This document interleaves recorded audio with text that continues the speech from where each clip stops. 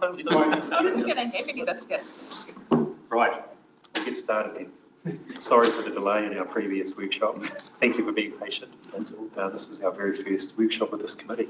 So, yeah, I'll hand it over to you to... And I'm much not part of the committee. And we've got a guest here as well. A special guest. All right, we'll kick off. So, first compliance update for infrastructure 2026.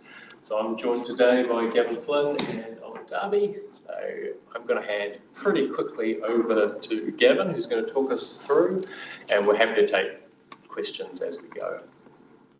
I'll keep an eye on online people in terms of solutions. Okay. I'm just hoping that the screen will change. Sugar. No. I think just give it a moment. Sometimes it's... That's the old one. This is the old one. Yeah. This is the old one? Yeah. Who's got the latest one? I can send it through. Or just on the meeting and share? Yeah, do you want to just do that instead? Is it not the one that was originally sent through? No, I just don't. So is it This is the one that's in our workshop pack. Is it the one in the workshop? Yeah. If it's an updated one, you can just add it to the share drive. Okay. I think this one's still, the contents page doesn't reflect the last two items, but they are in the slide. Oh, they are in the slide. Yeah. Okay. Sorry. So the reason there's some confusion here is we had, there was some uncertainty around how much time we had. So there are two additional items that aren't featured in the contents page, but are in the slides. Okay. So we'll continue. Thanks. Start with drinking water. Yeah.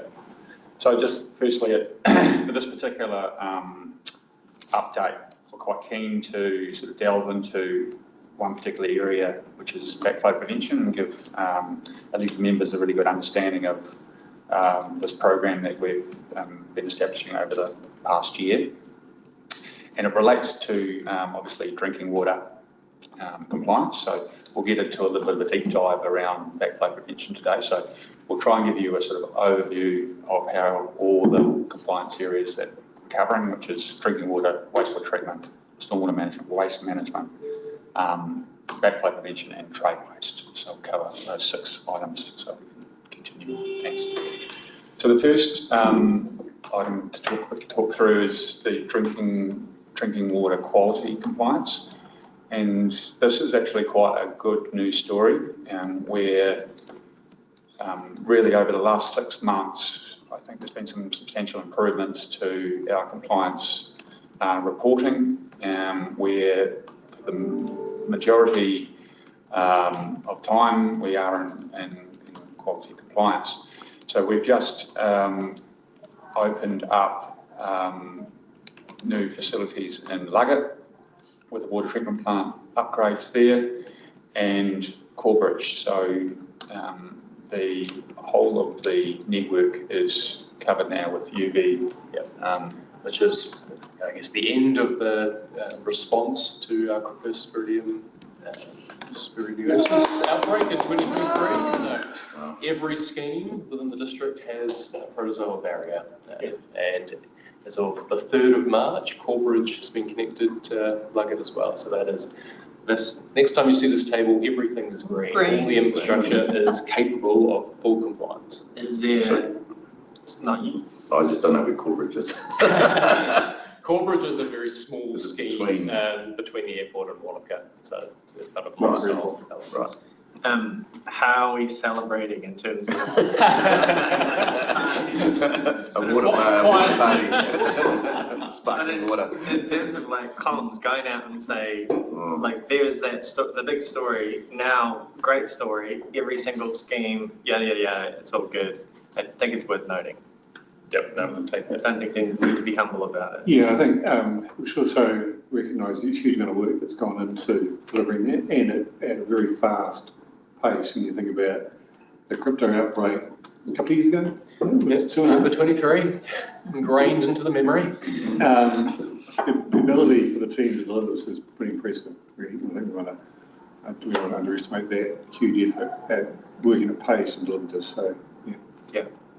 And I agree. It's So what do we? Yeah, I'm always loath to celebrate something that we should have done previously, I guess, but we are talking to Campbell and Com's team around it, and they've pushed our comms around Luggett, but actually, I guess your point is very valid. Celebrating the completion of the program now is worth calling out, and to give people confidence that there was a problem, it was addressed, and now there's a great solution improved on and a time thing. I think Yeah. it builds confidence. I've got a slightly different view from Simon celebrating this, otherwise we probably need to celebrate much because a lot of the things that we are doing are fixing things, improving things, and sometimes it's good to go, we had an issue, responded well, now we've got a really good compliant system. So, I agree, it's just the way I'm wired. John, a question online? Yeah, thanks. So this session's not public excluded, is it?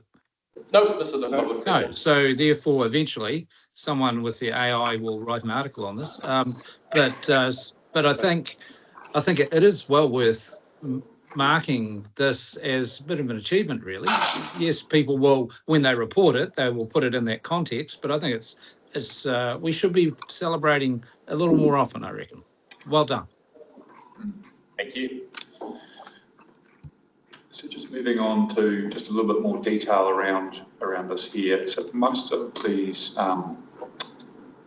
very low-level technical non-compliances are around data, and we do have a little issue around our communications network, our sort of backup communications network, and sometimes that does go down and does cause us quite a bit of grief, or mainly the operators a bit of grief. But there is a project in place to look at how we can improve upon that, which I'm sure will come to elected members in due time once it's gone through its analytical phase.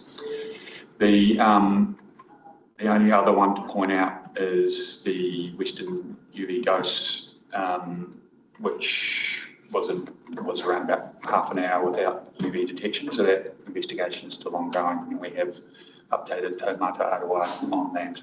So that's mainly the summary of that quality component. We move now to the... So just any questions around this? I guess these are the specifics. There's many rules that we need to comply with, and I guess for drinking water compliance, you have to achieve every single one of those rules.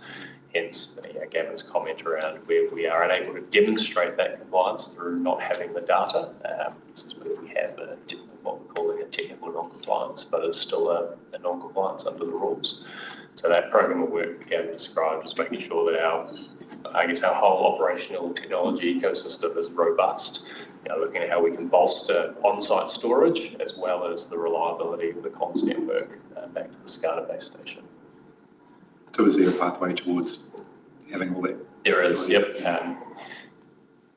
Goal is to have everything migrated to a more modern SCADA system by July 27, which seems to be a big date for us for a number of things in the water services world.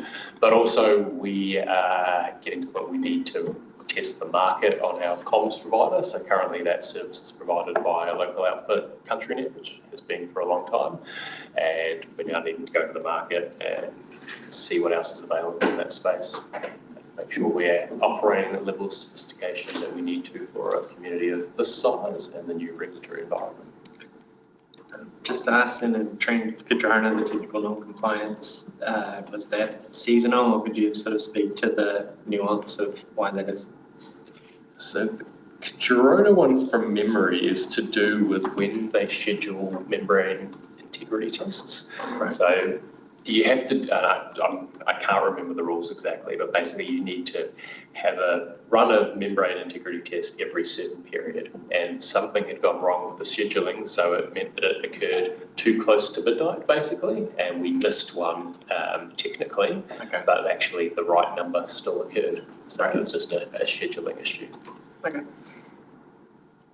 Yeah, so the only genuine issue was the Western Wanaka event, where we had a short period where water passed through, where it received chlorination but did not receive UV disinfection.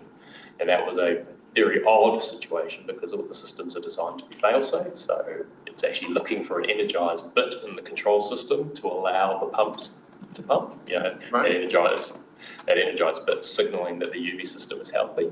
And for some reason that we've been unable to replicate, it enabled that to pump with the UV system not in a healthy state for that short period until the operator intervened.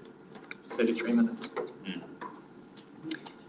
But yeah, we've made additional changes to the program there to add further resilience.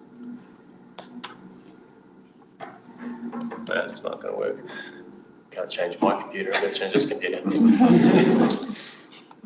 I think when we last reported this component here, there was 2 red boxes. I think they was Arrowtown and Lake Hayes. And obviously we have, this is the essentially extraction limits, water take limits across the various schemes. And essentially what you see there is a small amount of non-compliance in Arrowtown in regards to that. And we're sort of right at the very consent margins, I suppose, limits around Lake Hayes, and it's been a very wet summer, as everybody would notice. So, there's actually the Lake Hayes water take is going through at the moment a consent process where we're gathering the information around that, and there's obviously a very strong tie into water demand management improvements that the council will be rolling out at some stage in the near future. So that consent is progressing really well. Our consultants GHD, and we are also tying in with the Lake Hayes strategy that I think is coming to council very soon as well. So there is a tie in there between those 2 components. So, question from the uninitiated: what happens if we do exceed our extraction limits? What happens? You're open to enforcement action from the regional council. Right, because we're taking more water than we're allowed to under our consent. Yeah, correct. Right. The other part about Arrowtown is that Arrowtown previously, a terrible stat is that around about 50% of what we extract, we lose. So there's been quite a program to identify water leaks, especially in the historic area of Arrowtown, and we've been making some real gains as part of our network, but there's still obviously a very old network. The laterals are quite old into the private connections, and so so that it's pretty ripe for water meters just for that part there. Because if a landowner has a water meter and gets billed for $1,000 for the previous month when they haven't been living there, it's going to make them go, there's a leak somewhere, and go looking for it. Yeah, at the moment we can't see that. What's your feel with Arrowtown, just for fun? Is it growth or water pipes? Too many people watering their lawns? Golf courses? What? Golf courses? Golf courses, yeah. Yeah. Sounds like it's What do you think of Sounds like it? Probably all of the above. It's one of the older parts of the network, so there's lots of copper lateral, galvanised steel laterals that are problematic that we've been working through trying to replace. Larger sections that people like green lawns, so high irrigation demand. Older part of the reticulation network, so some of our mains will be leakier than other components of the network. And we don't have, it's quite a large DMA, so the areas that we can break it down to assess the leakage performance are large, so it makes it harder for us to identify leaks as well. So there's a number of opportunities in Arrowtown to get better. There was IAF funding, part of it went to water meters and hardware, but we didn't use all of it, and obviously because of the success of the overall with the event scheme. We're trying to use it other places. Is there any scope to use to implement water meters in Arrowtown? So our advice is we're really reluctant to roll out any more meters until we actually have a business case and a confirmed strategy from council. We've now got 3 pilot schemes in operation, and actually the next step needs to be what are we doing as a district around our water demand management and metering strategy. So that's a piece of work that's going through at the moment. And it's really valuable. But in reality, it's not going to happen before July next year. So no, this is going to be a matter for the CCO. Like, it is so intrinsically linked to their tariff structure and how they operate their business. It has to be a CCO decision. but we are trying to make sure that the work is progressing so that that can then progress quickly once the CCO is established and they've got good information in front of them. Sorry, a couple of questions online from Nikki and then Mitch. Thanks, guys.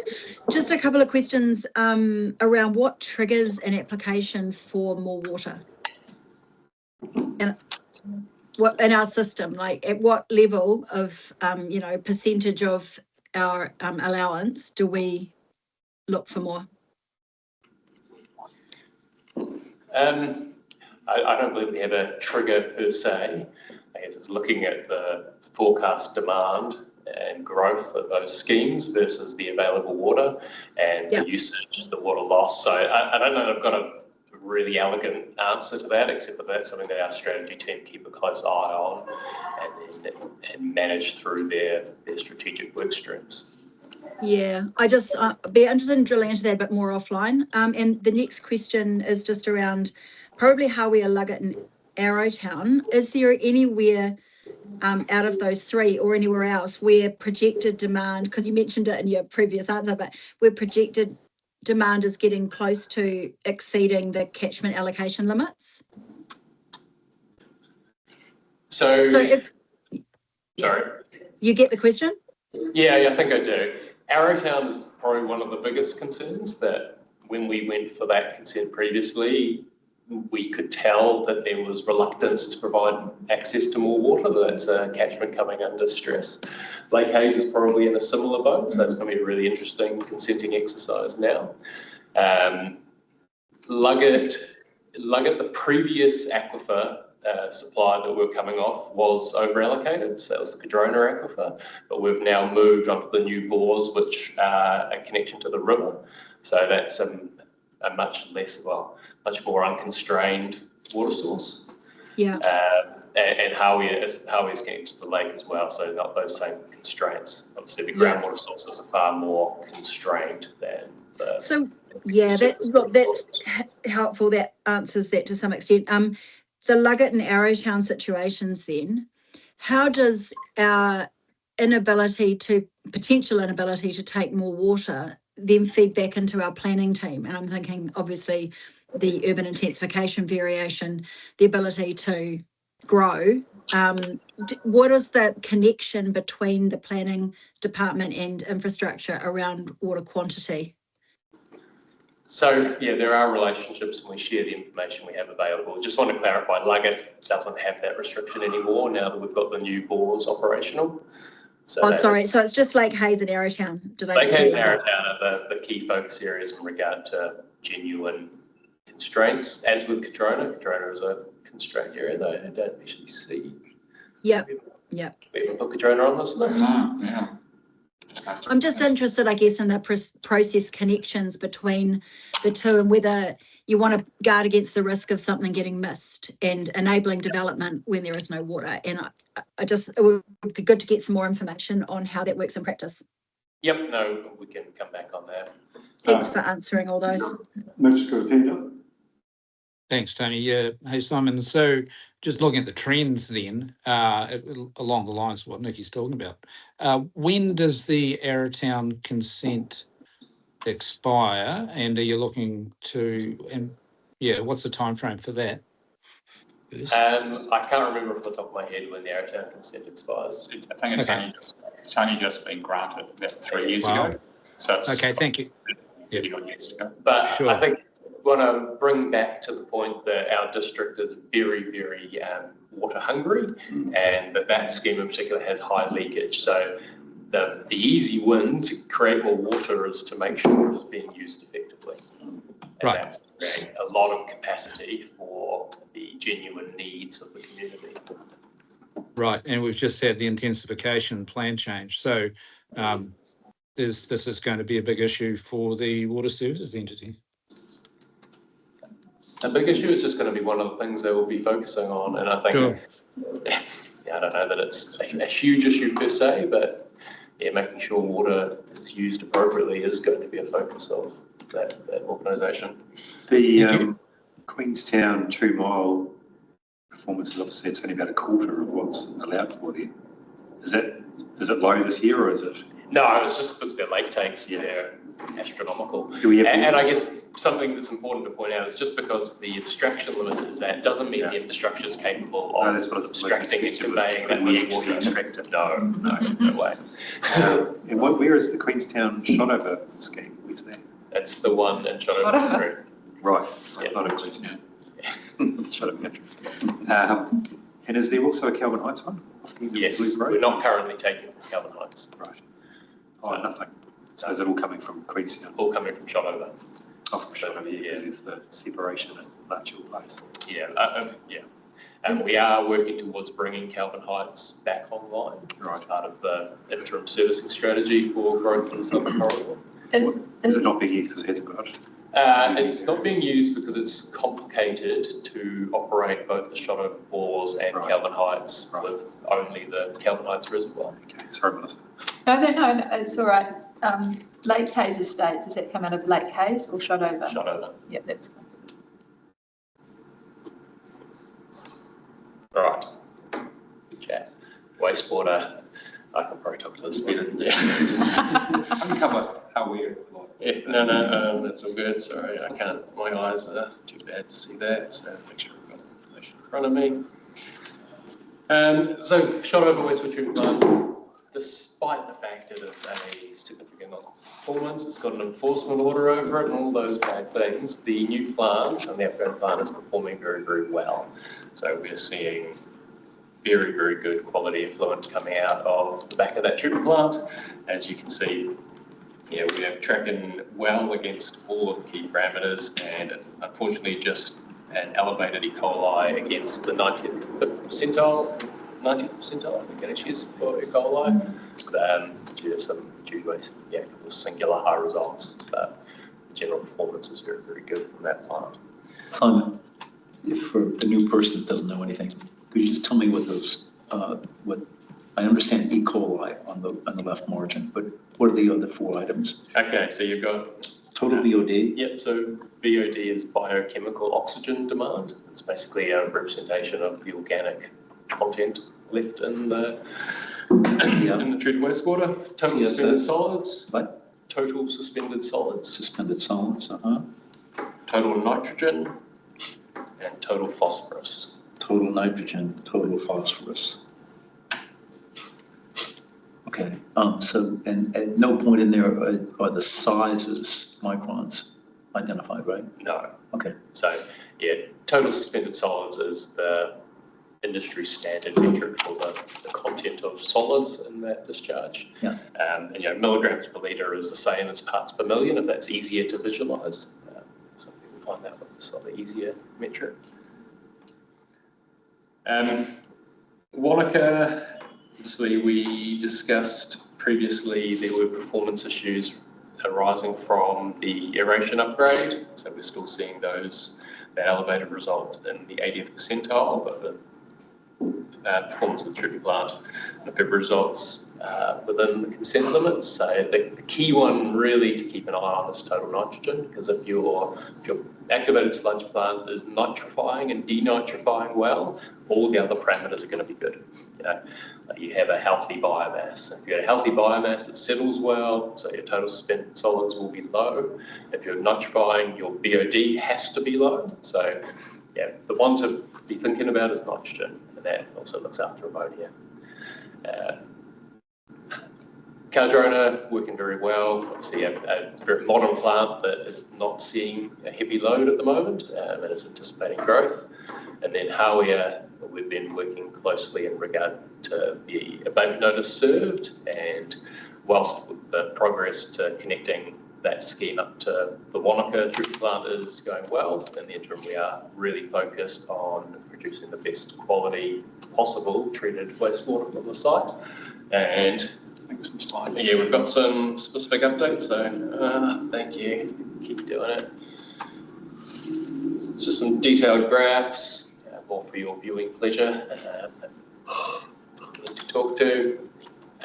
So Shotover, I think you're very well across what's going on there. We have the short-term discharge consent to the Shotover, proceeding, the direct referral to the Environment Court. We've got remediation being scheduled. It's looking to be late April at this point in time. And then the long-term consent, there's a decision coming to the council on the 19th of March. Project Pure, the issue I spoke about, the effluent quality part. The other part of what was going on there is the effects of that non-compliance on the disposal field, which led to some clogging, surface ponding and runoff. And the response prior to Christmas was that we got in and we dug a series of relief trenches to access free draining material. Those trenches are in operation, are performing really well. There is certainly something to be said for being able to see how it is draining. It's been the observation from our operators. So we have now commissioned Becca to do a piece of work to have a look at what the best strategy is to remediate and also to expand. So there is a project in the long-term plan to expand the disposal field in light of the growing community, the connection of hardware, and so that was always planned for the late 2020s. But now, based on the event that occurred, and I guess the opportunity that presents, we want to make sure that we expand and remediate in the best possible way for the long-term sustainability of those disposal fields. So that piece of work's just kicked off. We'll get jobs in the next couple of months from that as it works through all that. So we can have a workshop around basically there's recommendations for the future of it, how it grows. Yeah, like I guess if the recommendation that comes out of it is we put it back exactly how it was, it's going to be a bit more of an inform. If they are suggesting changes, that's going to involve a bit more member input workshopping. But I think in general there's still appetite from I guess elected members to understand the long-term future of Project Pure and sort of, having a correlation between the growth and what stages trigger one thing. So if we can help inform that, that'd be really constructive. Yep. And Nikki, I saw your hand pop up. Oh, thanks, Simon. Just with the work that's going on in the background, we sort of haven't had any input into the scope of it. And I just wonder if it would be useful to bring it back to us for a workshop just to understand what Becca's doing and what some of the assumptions are, because obviously we do these pieces of work and they pop out, but if we'd altered the assumptions or considered something else in the background, that would have altered the result, but it's too late by that point. So these are serious things. It'd be great to see elected members being able to have some input before it's too late around some of those assumptions. And look, just on that, sort of a question is how are we integrating, or what assumptions are we making, or is Becca making around improvements to treatment, the management of the treatment side of things, because that impacts the solutions at the other end. So how have we framed that up for Becca? Are they considering the disposal in isolation, or are they looking at improvements to treatment alongside disposal options and what the combination might deliver? So at the moment, we haven't asked them to look at treatment enhancements. We have a modern treatment plant that is and can perform well. We've recently added filtration to it, and we are doing a subsequent upgrade, unfortunately, to that filtration to improve its effectiveness.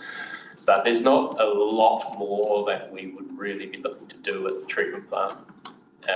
And not seeing that as the issue. I think your point around how we operate and making sure that we've got the skills and oversight there is a separate question that's worth talking to, and we can run through. Well, and I raise it because you said because of the problem we've just had, we're looking at other disposal options rather than just expanding the subsurface drip. So the decision to look at other options has been triggered by everything to do with the management and treatment of that plant. Therefore, to me, we should be looking at everything to do with improving that and what options are spat out the other end. Because I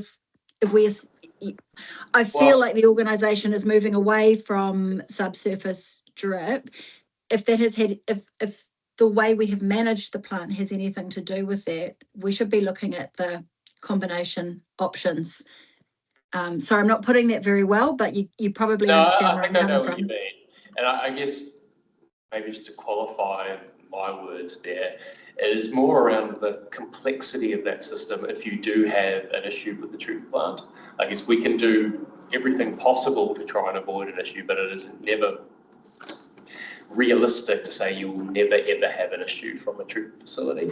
And so when you do, if there's an option for that disposal approach that is more robust and more recoverable at a cheaper and quicker time frame, it's worth understanding. We are certainly not looking at options beyond land disposal in the already identified site. It's just the detail of how we do that, making sure we take learnings from how very interested in the risk around aviation and ponding, and understand where I'm coming from. 100%, yeah, that's very front of mind. Unsurprisingly, that's front of mind for us as well. And so we've been working very closely with the airport since we've had to open these trenches up.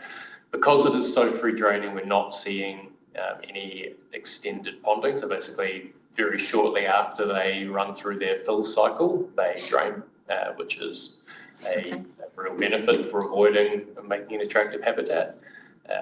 But yeah, we are making sure we're in very close communication with the airport. They have eyes on what we're doing. What's the time frame for finishing those works? That was my next question. Thanks, Stephen. Permanent remediation will commence in early 26. So at the time of writing this, we imagined we were just going to put it straight back together. So I guess we've put pause on that, and we've commissioned this piece of work with Becca. So we're not going to do any work to put it back together until we've received some professional advice to say exactly how we put it back together. I see. So, when is that advice due? It was a couple of months, the time frame, after they work through a basis of design, long list, short list process.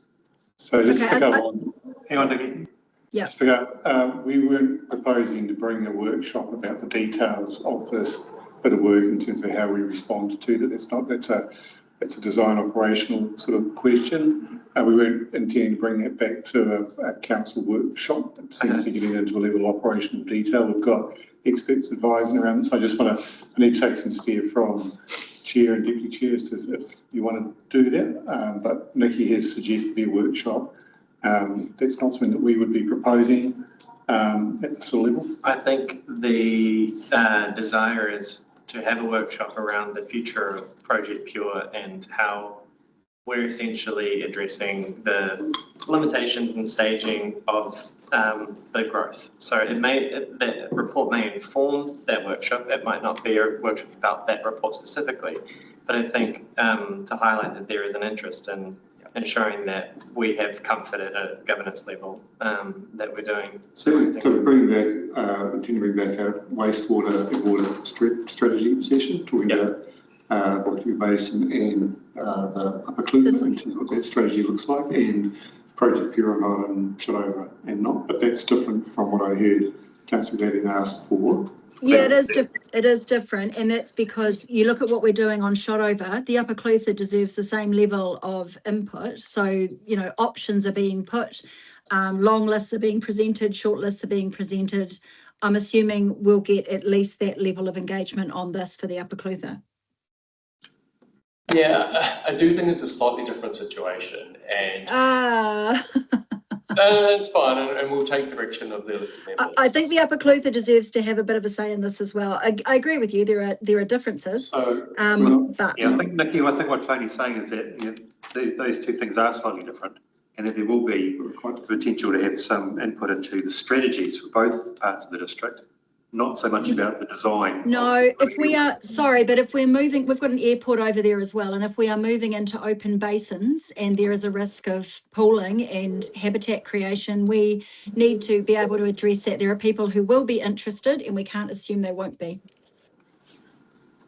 Yeah, and I guess my suggestion here would be that we let the consultant run this piece of work through, and we may find that it recommends that we stay exactly as we are. There's no change to the consent, and it's a little bit of a non-event at that point. Yeah. Whereas if they come through and actually there's demonstrable value in exploring an alternative, that does become a more material decision that should be elevated to the elected members. Yes, I agree. I think, thanks. yeah, there's a significant deviation from what's in front of us, then it's obviously warranted, and outside of that, it's a fairly operational thing. Yeah, so I guess the way I'm thinking about the piece of work is testing whether the right thing is to keep doing what we're doing. Yeah. And you know, that is probably the most likely outcome, is that it all just continues as it was. But we're taking this opportunity to make sure that that's the right thing to do. Get some extra advice. Thanks, Simon, agreed. Cool. I'm conscious of time, so we'll try and speed up a little.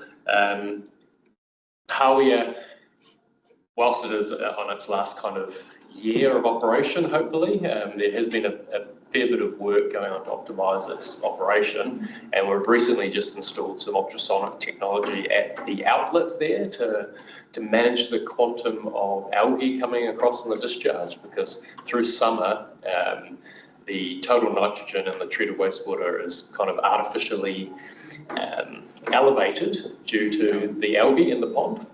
The algae is really important for a healthy performing pond, but it's got a lot of organic nitrogen in it. So this ultrasonic device basically deactivates the algae in the vicinity of the outlet, and it settles down to the base of the pond, and we're able to extract a clearer effluent prior to applying it to land. You've even got a bit of a sideline there going by. Yeah. And so far, sorry, that's the company that's got nothing to do with me. Yeah. No conflict of interest to sign here. So just again for the uninitiated, the Hawea does that get decommissioned when it gets bolted into Project Pure? Correct. And then what's the sort of rough time frame for that? So at the moment, that project's tracking towards November 26 for conveying the changeover. Yeah, and then we've got a process to work through to actually decommission the plant. But in regard to where the wastewater is being treated, that's end of this year. Given the sort of history of non-compliance with Hawea, is it more to do with the pond sort of strategy around wastewater? Oxidation ponds can't remove nitrogen. Yeah, that's the short curly of it. We put it on the side stream treatment process through the COVID-19 funding to help us bring that nitrogen down, and it's got us there or thereabouts, but it hasn't been reliable in getting us below that 35 milligrams per litre. Mm. Yeah, and a lot of it is to do with the complexity of a pond operation. One, it gets very cold in winter, which is not useful for the biology, and then two, it gets warm and grows lots of algae in summer. Simon, can I just ask a question there then?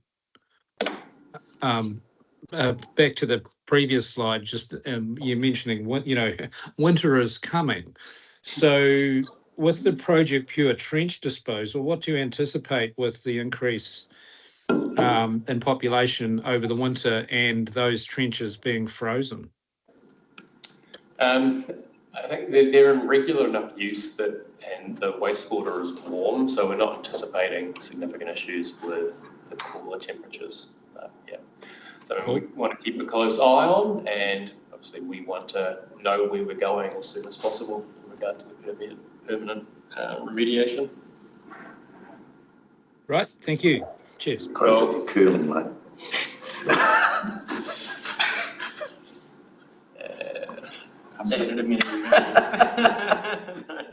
Just updating elected members on the stormwater management component. So there's three non-compliance areas within the district at the moment. The first one is the Shotover wetland stormwater discharge.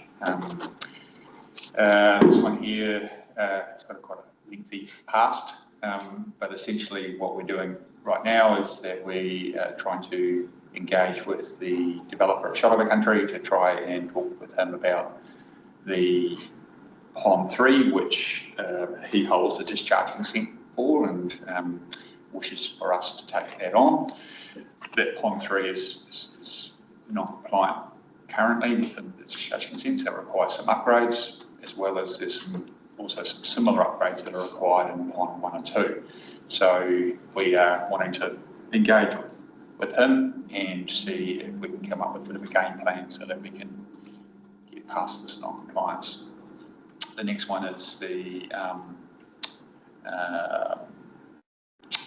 they call that, Alpha Series. It's North Lake, it's the next one. Oh, North Lake, right. Sorry. Rockabilly. Rockabilly, yeah. So this one is going through its design process to try and look at an extension to the existing pond treatment. So we're still going through that. We'll probably report back through Simon Harry's team. We'll report back on that one there. I think there's an update going to the. I think we did community board yesterday. We did community board yesterday. Yeah. I did send through some questions. Yep, they've been received by Simon. Great. Not me, I'm the third person. No, is it worth asking here in this forum or just wait? I mean, basically it was, this is a classic case of the developers built something, it was technically compliant, it didn't work. Now the ratepayers come in and fund the remediation, which is around 5.5 million from what we know. It's a lot of money for growth, not to pay for growth. So the point being, in a CCO model, do we have a way to do catchment-based schemes for remediation so that if we had to come back later, the entire catchment is paying for that stormwater, not the entire district? Meaning that it's still sort of equitable when it comes to the investment of the houses that are relevant to. That's a good question.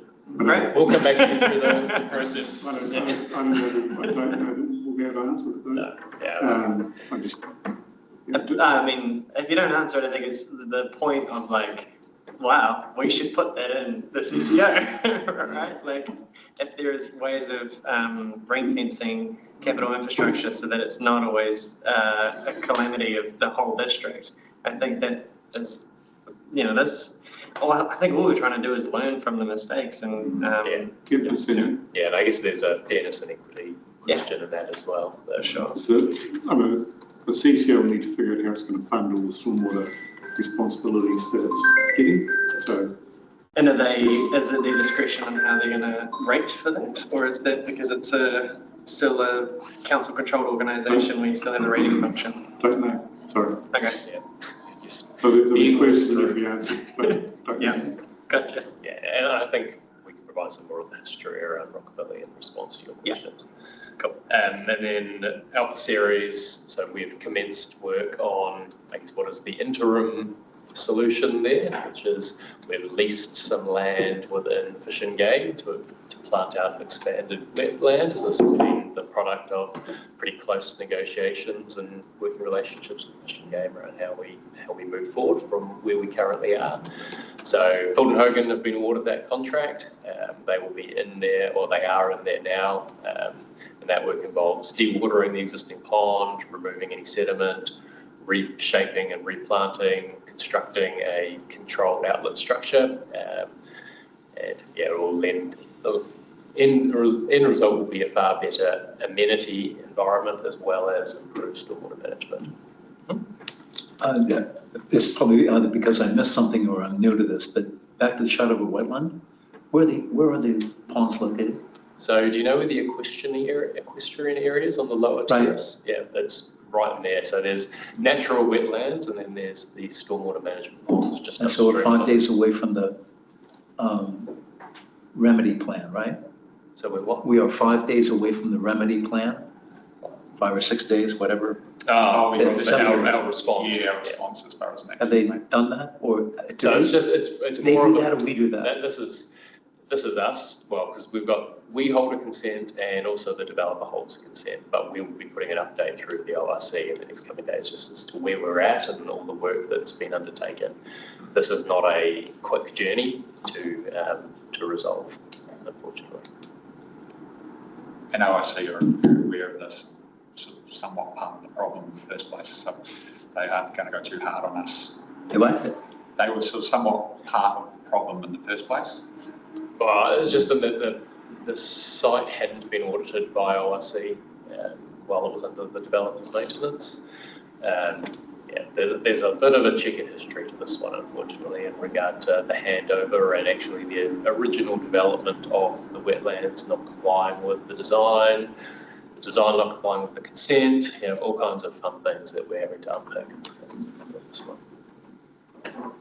And so if I drive down there, I can see these things, right? Yeah, you can, yeah. Okay, great, thanks.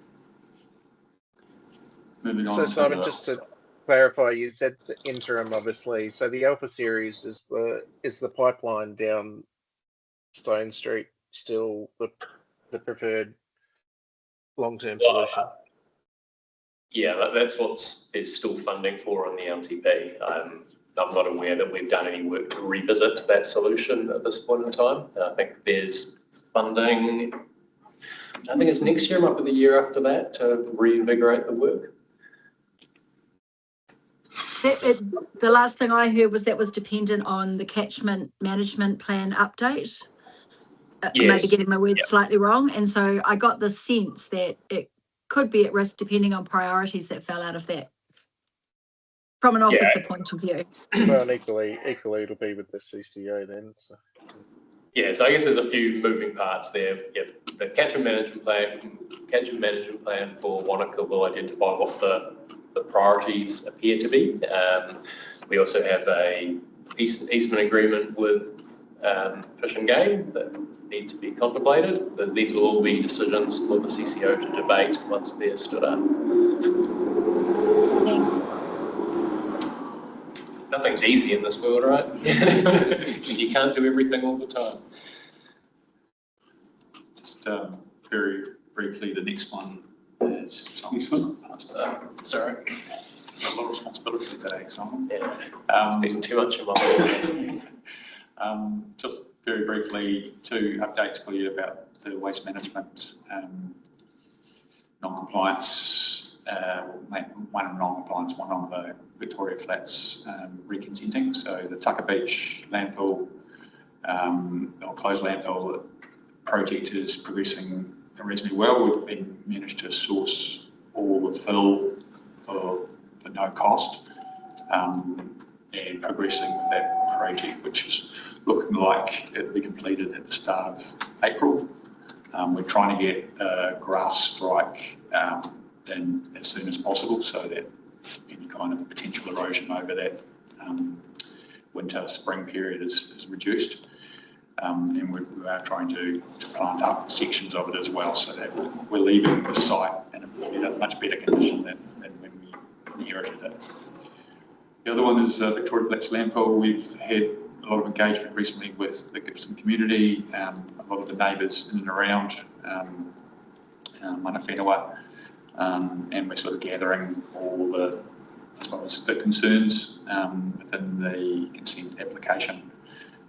We are going through a sort of a design review of the future development area, so we're hoping that this is going to be, hoping that design report is going to be with us probably the next couple of months, and then the consent application will follow from there. Cool. Questions? I left a lot of time for Owen to give us a very brief taking. You'll do your best to concise it. I'll briskly move through this one. So we'll just start with a little bit of 101 on what backflow actually is, so everybody has some context to this. So backflow is when water moves in the reverse direction in the water supply line. And what that does is it gives the ability to carry contamination along with it from property into the network. So there's two different types of backflow. It's going to come by suction, so when you drop the supply pressure, or when you raise on the side of the property to overcome the supply pressure. Slide. How does that happen exactly? This is going to be a pressure event. So an example of suction would be maybe we've got a breakage in the water main, or we have a fire hydrant that's in use that's going to drop the supply pressure. Anything that's connected to the supply line then has the ability to flow in reverse. From a pressure and where it's pushing, a good example of that one would be an irrigation system at a property where it's up above that level. So that's what gives the ability for contamination to actually flow into the network, and then it could be distributed. So how do we stop that from happening? We put valves in place. So these are installed at the boundary of the property. They're also installed inside properties at the source. risk is how we determined what sort of valve is installed exactly. So we're not really interested in residential activities because they don't pose a high risk to the network. We're more interested in commercial properties, industrial properties, because they run systems that have much more sinister things that we wouldn't want to see in the water supply. So from a residential side, there's no worry on that end. We have far more connections. We have less on the commercial side. And these are valves that have to be tested on an annual basis. We collect information about them and we're required to report on them. Slide, please. So we've got a policy in place and it's been there since 2022, I believe. And the problem that we have at the moment is we have lack of visibility over the compliance that we have throughout the district. And this is really due to the lack of a monitoring system that's in place, something more comprehensive. So the work's getting done, but how we can actually assess that and our risk to the water supply is our problem here. And the approach that we're taking is we've set up a structured program to make a system that utilises best practice. We talked to all of the councils throughout the nation, see how they manage this risk, what sort of systems they use, so we could create a clear and effective process around this one. One more. So backflow program, so that involved a bunch of research up front. We're collecting all the information, the data that we've got currently so we can analyse that and build a foundation, focusing on our highest priority and where the biggest risks are, starting with QLDC, anything that we actually own. We create a comprehensive system and we're also rolling out a education and communication program. So people can understand what this is, what the responsibilities are. From there, we'll be focusing more on privately owned assets, and then it's a business as usual as we have a monitoring system and we have a way of actually monitoring that effectively.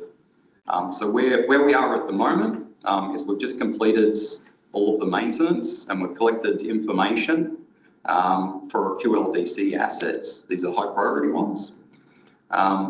This is being stored in our temporary register, which is a system that we've set up quickly while we are building something that is far more comprehensive. Next stage for us is we'll be focusing on the medium priority assets, continuing some testing with different tools for data collection to make this easier for the people that actually perform the work. And lastly, we're moving towards our education communication. So that's involving web pages, some campaigns and different programs for stakeholders. That was about as quick as I could make it. Yeah, that was terrifically quick. Thank you. I'm not aware of any backflow problems. Have there been backflow problems? I don't think we actually have a history of anything occurring in the district. No, the one I can remember is we had an issue with a irrigation system in Lake Hayes. We picked up through lower chlorine results in the network. We had traced it back to a property that had an overpressure event. They had a pump that they were actually pumping the irrigation water back into the network. So it does happen. So if that's the only incidence of backflow, correct? Then are we fighting something that is extremely unlikely to occur but might be very expensive? So this is a legislated requirement and there's been increased focus through the drinking water quality assurance rules. So a real light's shone on this and it's a key focus area of Te Mata Arawai. And the risk to the drinking water network is quite significant. We start to talk about some of the commercial activities if that starts to backflow into the systems. So there was an example of this one and how it can go badly in the North Island. And that's what pushed a lot of the policy nationally. While this is still something that we we're not mandatory to comply with. That changes in 27, like a lot of things do for us. So we have that program in place now, so then we are on top of a risk, even though it is low likelihood. Can consequence. can backflow happen uphill? Depends on how steep the hill is, I suppose. Yeah, like normally the topography is irrelevant compared to the water pressures. Right. That makes sense. So it's more the, it's those two events that Owen described, someone pushing something in, or a water break, or a fire event, some kind of suction event where you pull water through from a private source. Thank you. Cool. We may just drop tradeways because I'm conscious we need to get on to Ben's topic, but any parting questions or comments? This was really helpful. I know daylighting the compliance is a part of the new wastewater standards anyway, but I think having like a visual representation of showing the district what we're doing and like where it is, I think will instill confidence, especially around the future shutover thing. And so the more that we can communicate that and have an element that was that accessible, I think, the better. Yeah, and something that we're talking about is that maybe we'll actually produce this report for you every 6 weeks or whatever that frequency is, and maybe we come and talk to you every second time, find that cadence and happy to take your advice on what you'd like to see from us. Sounds good. Okay, Thank you. thanks, Tim. Oh, Very much. Next. Vince, waiting quietly. thanks, gents. Thanks, Vince.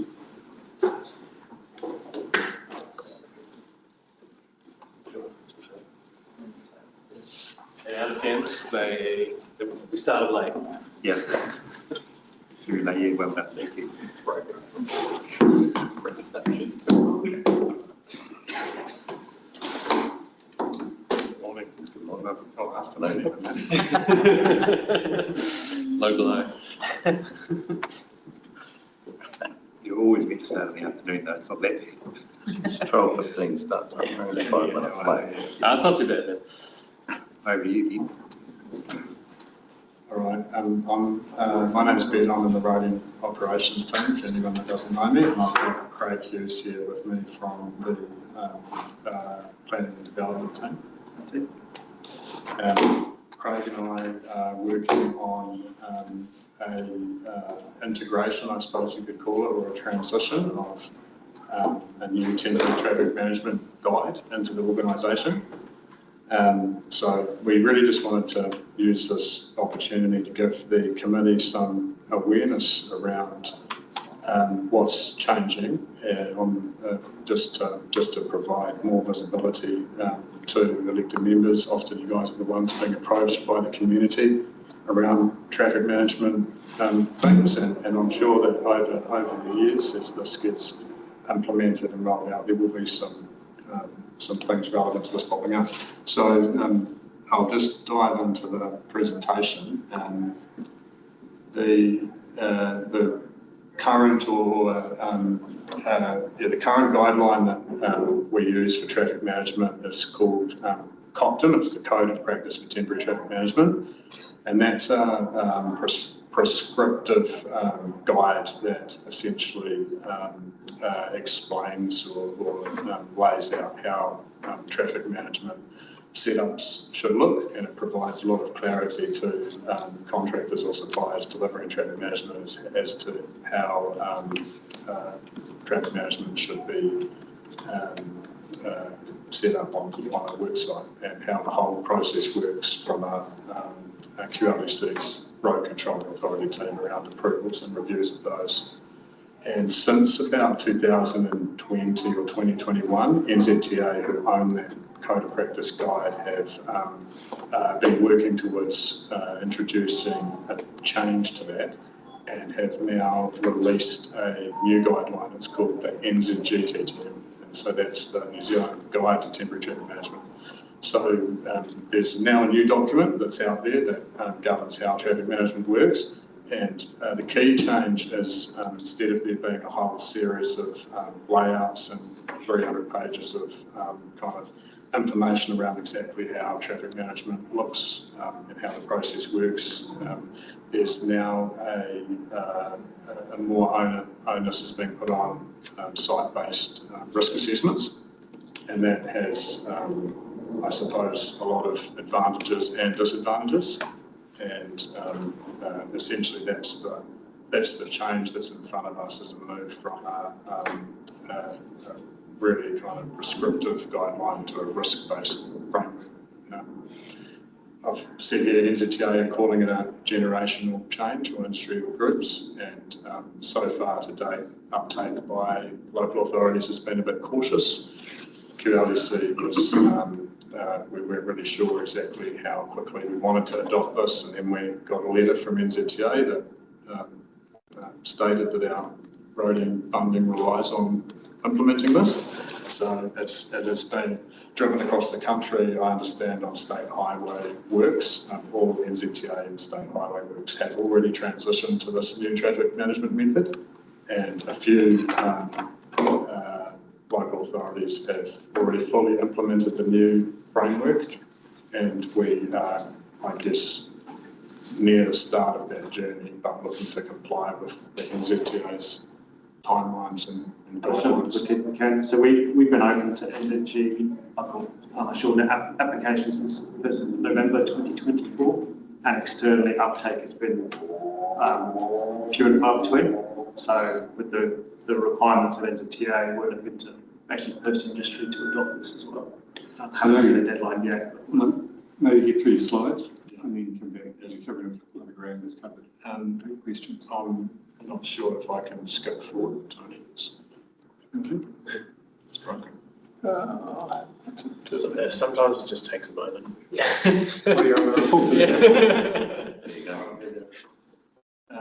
So the main reliance that this new framework sort of puts out there and is yet to be tested, I understand, legally in case law, because it's all new, is that council is seen as having dual responsibilities under different acts, and so the team that governs the road corridor and receives and processes the requests and makes the road corridor available to people to come and do their work on.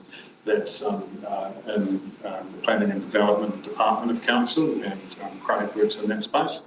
And then other branches of council, such as the P&I department, that manage contracts and projects operating under a different act. We're operating under the Health and Safety at Work Act when we employ people as a PCBU. So it's really just around defining those delineations and the subtle differences that different departments within council will have slightly different lenses on this, because we're going to be, when we're procuring working contracts, aware of health and safety, quite centrally focused on that, whereas the Planning and Development Department is also going to be looking at a lot of other things like network disruption and the whole balance of constraints that fall here.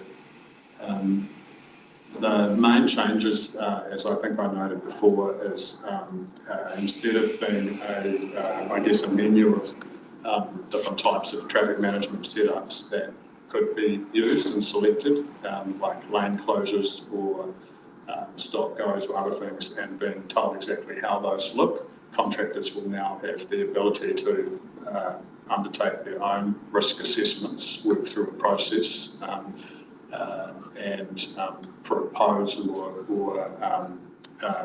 implement, once approved by us, traffic management that's tailored to the particular activity on site. So there's likely to be less consistency around how sites are set up, but we're also likely to see more site-specific traffic management. So it's got its advantages, and I can see why it is changing to this method, but it also has a lot of risks associated with that we can only control some of that risk as a council.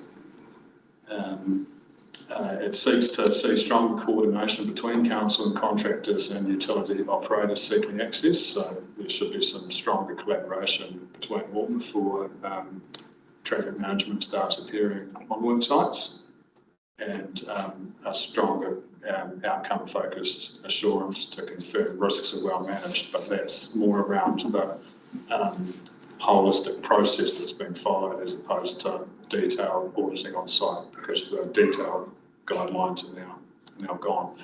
In terms of the process that we're implementing, we've engaged a consultant who specialises in traffic management to help us implement this process.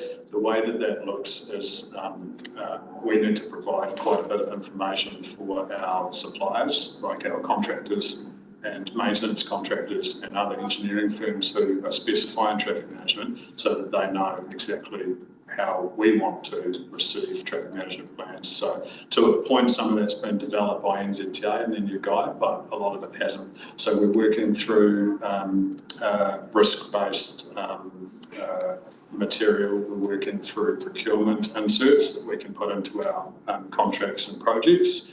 And we're also looking into development of staff, identifying what training may or may not be required by staff, and also by contractors and others submitting their traffic management plans. And we're working towards rollouts of this by the middle of this year for new contracts.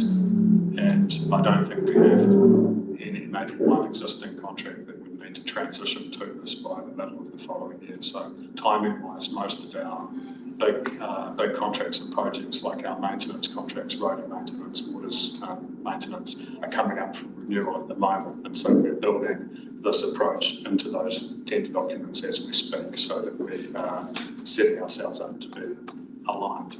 But we should see a largely transition complete by the middle of this year and fully complete by the middle of next year. What we need to do next is finalise a suite of draft templates and tools and documents that we've already received. So we need to complete some internal review on those, and then we need to start uploading them to our website. We need to do some communications to the industry. We're going to run a session for any interested parties or contractors that want to come along and learn about how this works at QLDC. And then we need to provide targeted training to our own people around how they need to engage with this new approach. And then we start integrating it into new contracts. We see the traffic management plans flowing in the new format, and hopefully everything's all good.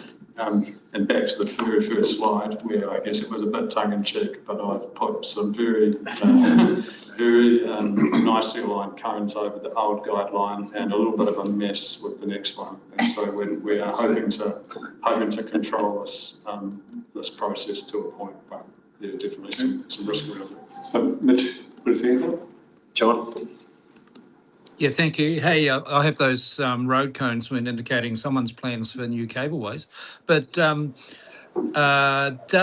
thanks for the briefing on that. It's very good. Does this, will this approach also apply to projects that are off roadways, like the issues that came up in the remediation of the Tucker Beach landfill site recently, where the work had to be stopped while a decent safety plan was put in place? Strictly anything that's going through the car process, which is the road corridor, is what this applies to. But yeah, I think other areas of work that use traffic management or control devices outside of the road corridor have probably still been using Coptum as a guide to a point. So yeah. I guess to answer your question, it will probably be used in some form or other, but I don't think it, correct me if I'm wrong, Craig, it wouldn't be a specific requirement. No, so my team only looks at stuff within the road corridor, legal road corridor, and the public road corridor. So yeah, private works, parks works, all that stuff would be its own process. Thank you. Yeah, it is an issue though, but thanks for that. We're including our Parks Department in the process around training and opportunities for them to integrate this into their contract. A lot of the parks contractors still do work in road reserves, so I'd imagine a council contractor such as the parks contractor would start to integrate this into their processes. Do you think there'll be an effect on contract prices? It depends how those contracts are scheduled, and I think it could go two ways. Contractors could be risk adverse and prices go up and we see more traffic management, or contractors might be more keen to take a risk, put less traffic management in and prices go down. Yeah. And I think to a point, our settings that we develop through this process and how we assess TNPs and engage with the industry will to a point help to massage that process a little bit, and we just need to be aware when we're procuring work that we are looking to procure the traffic management aspects of that work in the most appropriate way for the item of work undertaken. So I don't think there's a yes/no answer to that. I think it depends. I think there's another element to bear in mind as well, is that for the operational arms of council working under NZG, we've previously relied on the car team to assess the appropriateness of traffic management. We're going to have to take a greater role into that. So that may require additional resourcing or access to consultant expertise to ensure that we are reviewing those traffic management plans adequately. So it's definitely not going to be, if it was an automatically going to reduce the contract price, then you could potentially put variations into existing contracts, but it's not necessarily going to be there, is it? So, yeah, may have an increase. The other question I had was the stage 1 of the arterial route. Is that done under the guidelines or under the old code of practice? Do you know? Would have been done. Was under the code of practice. Yeah. Because the concern that I know this has been coming for a while, and funnily enough, I was a STMS 25 years ago under the code of practice. I think it was quite new then. So when you say it's a generational change, it pretty much is. The problem can be that when it's just based on the contractor's risk assessment, is that they entirely try to eliminate any risks that they're taking and put everyone else who's using the road out of joint.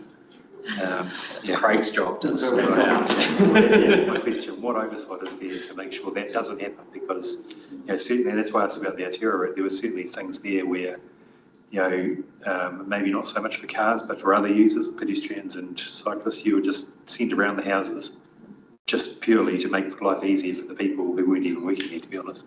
And what oversight is there on that? Yes, that's my team's role. When they review the risk assessment, they work at how it impacts the public, like health and safety wise and in convenience wise, in terms of what the detour route is. Are they transferring risk as well? To a different road, or have you actually invited a new risk? That's what we would be looking at closer than the worker risk. We're not going to neglect that, but our focus is on the public impact.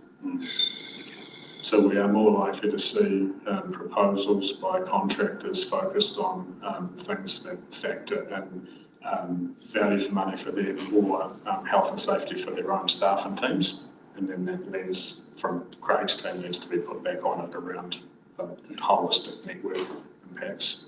And that's the point that I think the crux of this whole process creates a little bit of review and discussion required around that, and I think the risk of getting caught up in that process bouncing around does exist.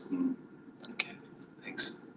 Do you think I had like an epiphany moment, which is a little embarrassing to admit, but getting the theme that things are moving from a rule-based to a limits-based. So there's limitations rather than rules, because it's like, environmental standards, it's going from it can't be this, but now it's like at a certain limit. So obviously there's more discretion and it's more bespoke, but then you've sort of, to this point, got to find the balance and the risk and liability. Does that risk and liability fall on the contractor themselves, you're saying? Because that's the discretion on whether or not it's going to have prices being different. Generally, yes, and so QLDC's process is going to outline a framework under which these plans are submitted to us, and so the contractor will do their own risk assessment. We'll review their risk assessment, but there needs to be some delicacy around how we engage with that so that we're not inheriting risk. The intention is that the contractor's the one doing the work, they're the ones that can control the risk and the best place to manage and mitigate it, and so that's where the risk sits. It's really important to remember that council has a role both as the provider of the car service and also a user of it. Yeah. And they're quite different functions. So if it's an independent contractor just approaching Craig and his team, we have no responsibilities as a PCBU. Whereas obviously if it's an operational arm of the council that's submitting a TMP, we are the PCBU for that work as well. So you have an additional layer of responsibility. I guess a lot of that work is being done now anyway under old rules and in terms of trying to make the best out of a fit for purpose solution, but choosing from a menu, like you say, rather than creating more bespoke. Yeah, and I guess because it was rules based, as the operational arm of council, we didn't have to get particularly involved in the traffic management plan because it just had to meet the standards. Okay. And then the corridor access team would test that. Whereas now, because it's going to be risk-based, as a PCBU under the HASWA, we need to make sure that that risk-based controls are appropriate to protect safety of the workers and the public. Do you think that'll be sort of like we're finding our feet and then we'll get into a rhythm of, okay, now we sort of feel like we know what's typical and comfortable, like is this just a nuance of anything new? Or?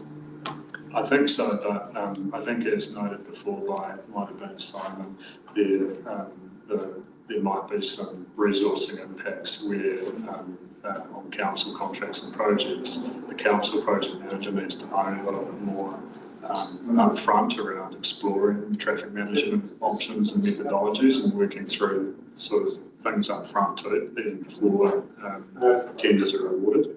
So there's a little bit more proactive nature to this process, which is a good thing, but it does mean finding our feet and making sure that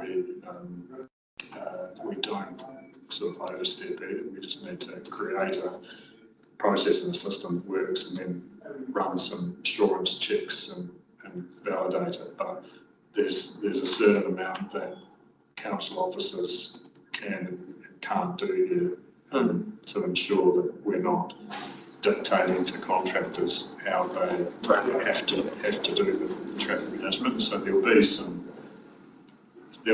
bottom line like, hey, we think there is a risk here. Have you considered that risk appropriately? And we might need to request that they go back to look at that risk again, and that would then generate changes to the approach. But we haven't, because Craig said there's been very few traffic management plans received in this format, and I'm not sure if any of those have been from the council side, maybe one, but it's a bit of a mix, to be honest. Yeah, the majority of them aren't. We're still finding our way through this, and we haven't finalised, developed or circulated any of the material relating to this process internally either. So it's a little bit of a chicken before the egg at the moment. Gotcha.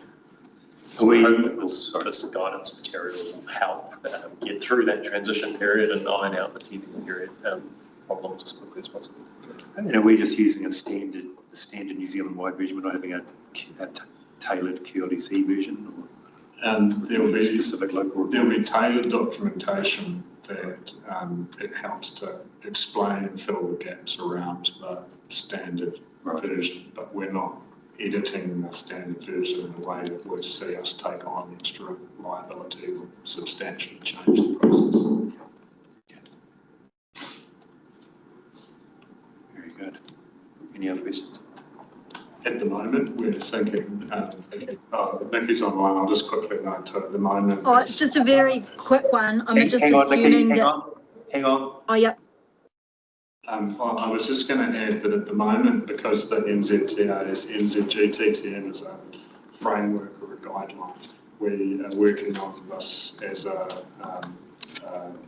basically at the same level. But if at some point in the future, once we've seen it in play a little bit, we've sharpened up the process of the material and we see the need to formalise it as a policy or something, bump it up a level, we can do that. But we're working under, I guess, time pressure to implement within a given time frame, so we just have to keep moving at the moment. Okay, Nikki? Very boring technical question, and the answer is probably yes, but just thought I'd ask, has it been, this risk been added to the risk register in Tech 1, and are all the controls listed? Short answer is no. I guess it's, this would be a sub risk below the tier that is tracked at the corporate risk register level currently. And I guess we're still working out exactly how we get all those lower tier risks well represented within the corporate risk register. I think it does relate to tier 1 risks. I mean, this is a massive risk for the, I guess the chief executive is PCBU, so it must relate to tier 1 risk, and it will filter down into the tier 2 and 3. I guess I'm just I completely agree with that. Sorry, I wasn't trying to suggest it should be added into the register so that everybody has oversight of it. It's part of our trigger system, right? So we'll look into that. Thank you. Appreciate it. Very good. Thank you. Thanks very much. Thank you. So fewer cones. Maybe. More cones. Did we get a result from that NZTA board meeting whether Howard's Drive is roundabout or light? No, they didn't put it up to, they've actually pulled that report. NZTA, we're trying to organise additional developer funding. Yeah. In terms of that. At the moment, it's around about, we're trying to sort of do it around about, trying to sort out with the developer. Pay the extra. Pay the extra. And it just felt like they were starting to do stuff. So they're starting to build a roundabout and we're just still hoping it'll go to lights last minute, or what's the plan? I don't know, sorry. I'm not sure. I know they're doing some stuff, they're doing pre-work. Yeah. I haven't looked at the question yet on the roundabout, but I haven't got up on that. Okay. All right. Thank you. Sorry, I've got another meeting. Oh, good. Thank you. Thank you. We'll try and show get something out of the way. And that's not ideal. Thanks online. Thank you. Thanks, guys. See you later.